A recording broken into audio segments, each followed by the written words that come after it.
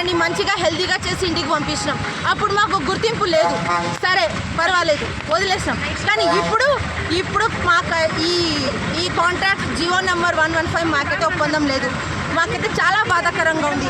ఏమన్నా వాళ్ళకి ట్రైనింగ్ ఇప్పించి మా పొజిషన్లో కూర్చోబెట్టడం అయితే మాకు చాలా బాధాకరంగా ఉంది. వాళ్ళ లైన్లో వాళ్ళకి ఏదైనా ప్రమోషన్స్ ఉన్నాయి, వాళ్ళ రెగ్యులరైజేషన్ ఉన్నాయంటే ఇవ్వండి, అందులో మాకు ఇబ్బంది లేదు. కానీ మా పొజిషన్, మా స్టాఫ్ నర్స్ పొజిషన్ మా వరకే ఉండాలా, అది బయట వాళ్ళకి పోవకూడదు. అది మాది. ఎందుకంటే ఇప్పుడు మా తర్వాత బీఎస్సీ ఎంఎస్సీ చదివిన వాళ్ళు ఉన్నారు, వాళ్ళకి అన్యాయం చేయకూడదు. వాళ్ళు స్టాఫ్ నర్సెస్, వాళ్ళకి అన్యాయం చేయకూడదు. అది మేము కోరేది. కోవిడ్ వాళ్ళ ఇప్పుడు ఎంత సేవ చేస్తామో మీకు తెలియంది కాదు. అప్పుడు మాకు గుర్తింపు లేదు. కనీసం ఇప్పుడైనా మా బాధల్ని గుర్తించండి. అప్పుడు గుర్తింపు లేక, ఎప్పుడు గుర్తింపు లేక ఈ అన్యాయం అయితే ఎట్లా? జిఎన్ఎం, ఏపీబీవీపీ, ఎన్హెచ్ఎం వాళ్ళకైతే ఇంకా దారుణమే. వాళ్ళకి శాలరీస్ 25,000 అయినా కానీ వాళ్ళు ఎట్లాగో లాక్కొస్తున్నారు. వాళ్ళైతే జాబ్స్ని వదులుకోలేరు. కానీ మీరే చూడాలా, మా బాధల్ని మీరే చూడాలా. ఎన్హెచ్ఎం, ఏపీబీపీ వాళ్ళ సంగతి తీసుకుంటే వాళ్ళకి నెలకి శాలరీ పడవు. వాళ్ళకి 3 monthsకో 4 monthsకో పడుతున్నాయి. మళ్ళీ వాళ్ళ ఇళ్ళ గడవాలా. అయినా కానీ వాళ్ళని జాబ్స్ వదులుకోకుండా ప్రభుత్వం ఎప్పటికైనా మాకు న్యాయం చేస్తుందనే ధైర్యంతో, అనే నమ్మకంతో వాళ్ళు డ్యూటీస్ని మానుకోకుండా చేసుకుంటూనే వస్తున్నారు. ఆ బాధని మీరు గుర్తించాలా. గౌరవ ముఖ్యమంత్రి గారు, ప్లీజ్ మా రిక్వెస్ట్ని చూడండి, మా రిక్వెస్ట్ని యాక్సెప్ట్ చేయండి. డిప్యూటీ సీఎం పవన్ కళ్యాణ్ గారు, ప్లీజ్ మా రిక్వెస్ట్ని చూడండి, మా రిక్వెస్ట్ని యాక్సెప్ట్ చేయండి. మా బాధల్ని చూడండి. ఆరోగ్య శాఖ మంత్రి గారు, ప్లీజ్ మా బాధల్ని చూడండి. మా బాధల్ని చూసి మీరు ఏమైనా చేయగలుగుతారేమో చేయండి. ఈ జియో నెంబర్ 115ని రద్దు చేయండి. మాకు వాళ్ళకేం భయం లేదు. కానీ వాళ్ళకి కాంట్రాక్ట్ చేయండి, వాళ్ళకి రెగ్యులరైజ్ చేయండి, వాళ్ళ దాంట్లో వాళ్ళకి ఏమైనా ఇచ్చుకోండి. కానీ మా స్టాఫ్ నర్స్ క్యాడర్ మాత్రం మాకే వదిలిపెట్టండి. అది మా రిక్వెస్ట్. మీ పేరేమా? షకీలా అండి నా పేరు. స్టాఫ్ నర్సా? అవునండి. ఎన్ని సంవత్సరాలు పనిచేస్తున్నాడు? నేను 5 years నుంచి పనిచేస్తున్నానండి. నేను ఇక్కడ సీనియర్ స్టాఫ్ నర్స్ అండి ఆదోని హాస్పిటల్లో. కానీ ఇన్నేళ్ళ నుంచి స్టాఫ్ నర్సులు ఏ రోజు బయటికి రాలేదు. మా స్టాఫ్ నర్స్ ఒక back bone of the hospital. ఒక కన్ను డాక్టర్ అయితే ఒక కన్ను స్టాఫ్ నర్సు. కానీ ఏ రోజు స్టాఫ్ నర్స్ బయటకు వచ్చిందంటే హాస్పిటల్ అన్నీ నిలబడిపోతాయి.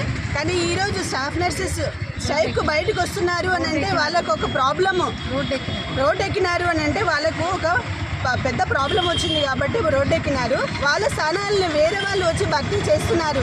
అది వాళ్ళు జీర్ణించుకోవడం లేదు.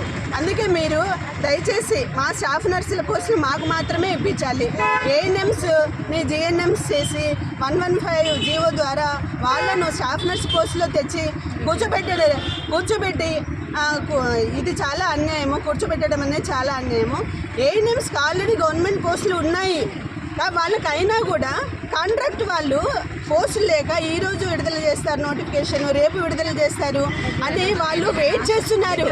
రెగ్యులర్ చేస్తారు అని వెయిట్ చేస్తున్నారు. మాకు 25 years సర్వీస్. నా ముందర వాళ్ళు 14 years నుంచి నోటిఫికేషన్ లేక రెగ్యులరైజేషన్ కోసము వెయిట్ చేస్తున్నారు. వాళ్ళు పోస్టులే ఇవ్వలేదు, వాళ్ళకి అసలు నోటిఫికేషన్ విడుదల చేయలేదు. వాళ్ళు ఎంత వెయిట్ చేస్తున్నారని అంటే కరోనా సమయంలో కూడా ఎవరు ఫీల్డ్ వర్కర్స్ కానీ ఏఎన్ఎంస్ కానీ ఎవరు చేయలేదండి. స్టాఫ్ నర్సెస్ అంత బాగా పనిచేస్తున్నారు.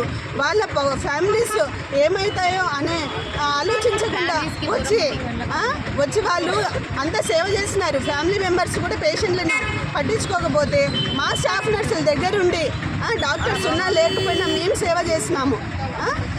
అట్లా అంత డెడికేటెడ్గా సేవ చేసిన స్టాఫ్ నర్సులు లేకపోతే అసలు వైద్య సేవలు నిలబడిపోతాయండి హాస్పిటల్స్లో.